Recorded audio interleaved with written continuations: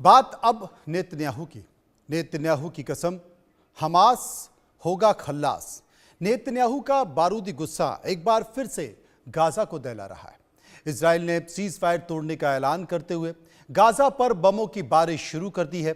अब कहा जा रहा है कि इन सब के बीच ट्रंप का हाथ है, क्योंकि हमास ने अमेरिका के प्रस्ताव को मानने से इनकार कर दिया है, जिसके बाद अमेरिका से सिग्नल मिलते ही नेतन्याहू ने गाजा पर ताबड़तोड़ बम बरसाने शुरू कर दिए। बाकायदा अमेरिका इजराइल और हथियार ऐसे ऐसे बम दे रहा है जो धरती फाड़ तबाही मचाने वाले हैं। तो क्या हमास के खल्लास होने के बाद ही ये जंग रुक पाएगी या प्लान कुछ और है? इसी पर चर्चा करेंगे, लेकिन उसके पहले देखिए एक खास रिपोर्ट। गाजा में एक बार फिर से इजराइल का तांडव मच रहा है। 3 मार्च सोमवार की सुबह से ही गाजा में विनाश का नया दौर शुरू हो गया है। इस बार तो नेतन्याहू का गुस्सा और भी भयंकर दिख रहा है। लगता है जब तक हमास का नामो निशान नहीं मिटेगा तब तक नेतन्याहू को चैन नहीं मिलने वाला है। इस वक्त यूक्रेन युद्ध भयावह हो गया है। उसी वक्त गाजा में भी भयंकर कोहराम शुरू हो गया है। इजराइल ने गाजा में फिर से बमबारी शुरू कर दी है। इजराइल के ये हमले तब शुरू हुए जब हमास ने अमेरिका के प्रस्ताव को मानने से इनकार कर दिया। इसी के बाद इजराइल ने न सिर्फ सीज फायर तोड़ने का ऐलान कर दिया, बल्कि गाजा में ऑलराउंडर अटैक शुरू कर दिया। तो सवाल यही है कि क्या गाजा में अब युद्ध की जो आग भड़की है उसमें हमास का सत्यानाश तय है? इजराइल सेना सिर्फ हमले ही नहीं कर रही है, बल्कि गाजा को मिलने वाली सभी तरह की मदद भी रोक दी है। वहीं अमेरिका ने इजराइल को 35,000 बंकर बस्टर बम दिए हैं। इतना ही नहीं, अमेरिका 35,000 करोड़ रुपए के हथियार भी देगा। अमेरिका की ये सप्लाई और इजराइल का आक्रामक रुख ये बता रहा है कि अब हमास का पूरी तरह से खात्मा करने की तैयारी है। अगर हमास को बचाने ईरान आया तो ट्रंप और नेतन्याहू ईरान पर भी धावा बोल सकते हैं। अमेरिका ने यूक्रेन की जो सप्लाई रोकी है उसे इजराइल को देना शुरू कर दिया है। इजराइल को अमेरिका से हथियारों की नई खेप मिली तो इजराइल ने गाजा में गदर काटना शुरू कर दिया है।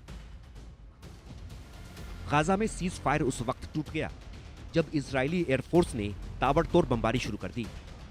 मध्य गाजा में इजराइल ने एक इमारत को टारगेट किया। हमले में इमारत जमींदोज हो गई। उत्तरी गाजा के बेईत हनून में इजराइल ने ड्रोन हमला किया। हमले में कई लोग मारे गए। खान यूनिस में इजरायली बमबारी से कई इमारतें ध्वस्त हो गईं। 7 लोगों की मौत हो गई। गाजा के साथ साथ इजराइल वेस्ट बैंक में भी हमले कर रहा है। वेस्ट बैंक में मौजूद हमास के ठिकानों को मलबे में बदला जा रहा है। इजराइल ने उन सभी क्रॉसिंग को बंद कर दिया है जिसके जरिए गाजा में राहत सामग्री जाती है। नेतन्याहू ने चेतावनी जारी करते हुए कहा है कि अगर हमास नहीं मानता है तो इसका परिणाम बहुत ही भयंकर होगा। गाजा में जंग की शुरुआत हुई तो अमेरिका ने बारूद की सप्लाई बढ़ा दी। गाजा में विध्वंस की फिर से शुरुआत हुई है तो इसका अंजाम तबाही के किस मंजर तक जाएगा, इसका अंदाजा भी नहीं लगाया जा सकता है। Bureau report, India news. इसी मुद्दे पर चर्चा करेंगे major general retired Brajesh Kumar, जो कि रक्षा विशेषज्ञ हैं, हरिमोहन कौशिक, जो कि विदेशी मामलों के जानकारी हैं। सबसे पहले बात करते हैं ब्रजेश कुमार से। ब्रजेश जी, क्या कहेंगे इस मसले पर?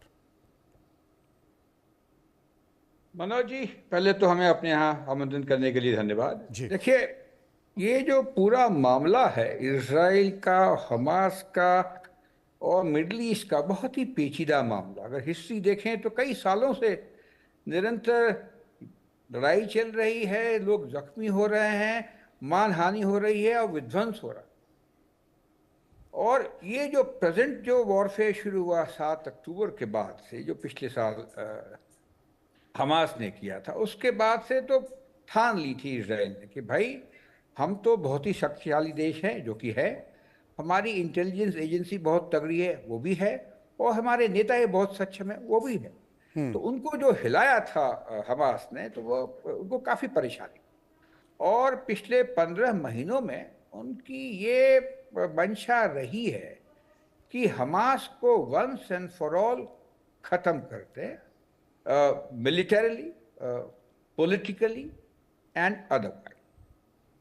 साथ साथ उन्होंने ये भी झेला, हिजबुल्लाह वगैरह जो नॉर्दर्न साइड पे लेबनान से आ रहे थे, उनको भी साथ वो झेल रहे थे। फाइनली जब ट्रंप साहब चुन के आए तो उन्होंने एक अल्टीमेटम दी कि युद्ध को ख़त्म किया जाए।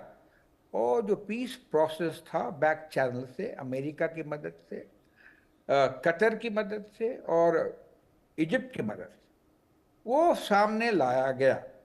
तो पहला फेज तो करीब करीब ठीक ही चला। पिछले 6 हफ्तों से जो सीज फायर चल रहा था, जो सैटरडे को ख़त्म हुआ, लेकिन उसके अंदर जो चीज़ें थीं, उसको जो कंडीशंस लगाए गए थे, शायद उसको बदली करने की सोची नेतन्याहू ने।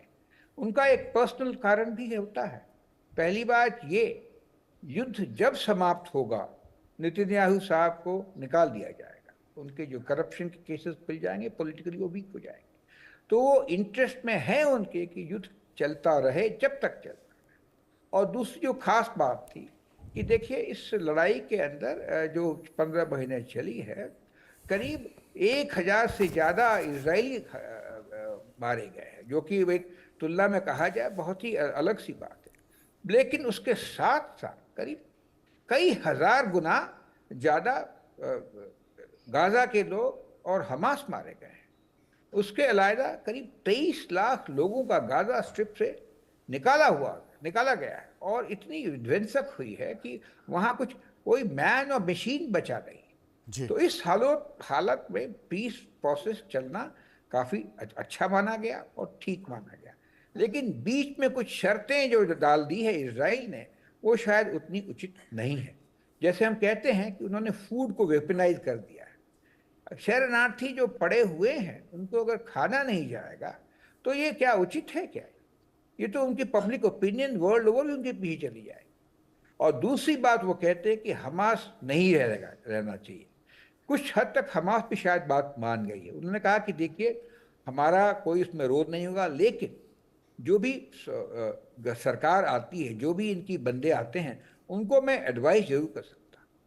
और तीसरी बात ये रही है कि इजराइल ने पीएलओ को भी बिल्कुल दरकिरार कर दिया, उनको मानने से इनकार कर दिया है। और ये जो पैलेस्टीनियन की जो संस्था थी, ओस्लो एकॉर्ड में करीब 18 साल पहले बाकायदा पूरे दुनिया ने उसकी मंजूरी दी थी।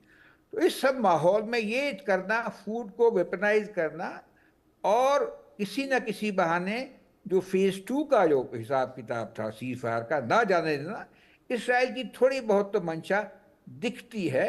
वो किन कारणों से है उसको भी लाजमी लगता है। पहले वो इतनी क्षति खा चुके हैं कि वो चाहते हैं कि अगले कुछ सालों में इस तरह की घटना ना हो। ये तो स्वाभाविक है। दूसरी बात, इतने सारे प्लेयर्स उभर के आ रहे हैं। आप देखिए, मिडल ईस्ट के अंदर अरब वर्ल्ड है, ईरान तो छट गया, ईरान तो थक गया है। उसके अलावा कतर है, इजिप्ट है और यूएस की बैकिंग है। इन सब लोगों के सीरिया में तख्ता चेंज हो चुका है। इस सब माहौल में ये मामला थोड़ा पेचीदा तो है, थोड़ा समय लगेगा, लेकिन ऐसी कोई घबराने की बात हमें नहीं लगती है, क्योंकि पेचीदा मामले को ठीक होने में भी समय काफ़ी लगता है। तो एक स्टेज है। हुआ क्या है, इजराइल ने कहा है कि फेज 1 की जो आपकी जो सीज फायर है उसको एक्सटेंड कीजिए और हमारे बंधक वापस कीजिए। वो जो संधि के दायरे में नहीं था। संधि ये कहती थी फेज 1 तक ख़त्म कीजिए और फेज 2 को जो संधि लानी है उसके ऊपर में बातचीत करेंगे और उसके ऊपर में एक नई कुछ शर्तें लाएंगे और उसको फॉलो किया जाएगा। तो अभी की कहानी ये है, ये जो संधि है वो कहीं कहीं पे रुक गई है, टूटी तो नहीं है, रुक गई है। फिलिस्तीनियों का बुरा हाल है, इजिप्शियन परेशान है, और उसके बीच में एक नई चीज़ जो डाल रखी है ट्रंप साहब ने कि गाज़ा को खाली करा दो और हम वहाँ कुछ और करेंगे। तो इससे अनसर्टनिटी बढ़ती है, घटती नहीं है। तो इन सब चीज़ों को देखें तो स्वाभाविक है, ये थोड़ा सा जटिल है। हरिमोहन जी मेरे साथ मौजूद हैं, मैं उनके पास चलूंगा। हरिमोहन जी, गतिरोध आखिर कहां पर है? सब कुछ ठीक ठाक चल रहा था, इस बीच